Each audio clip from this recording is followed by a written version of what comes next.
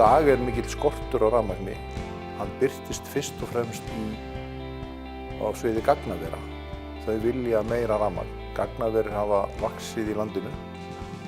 Ekki kannski eins mikið og einu sinni var spáð, en þau hafa vaxið töluvert og nota í dag nokkra tugi megavatta í landinu. Við erum að selja hluta af því. Og við erum því miður mjög oft og iðulega að segja nei því miður við gagnaverin, við eigum ekki rafmagn fyrir því. Og þá fara þeir með sín viðskipti eitthvað annað til annarra landa. Við verðum af tækifærum út af þessu. Við erum að tala mjög umhverfisvæn fyrirtæki, gagnaverið ekki, ef hægt er orðað þannig? Jú, við erum að því og við erum að tala þjónustu sem við notum öll í gegnum þessu veflægu tölvukerfi, samfélagsmiðla.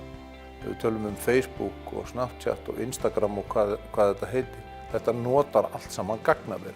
Og við öll sem erum að nota snjallsíma og tölvur, við erum að nota gagnaver. Við bara vitum ekki af því. Eða vitum kannski ekki öll af því, en við erum að nota því. Og einhvers staðar verða þau að vera.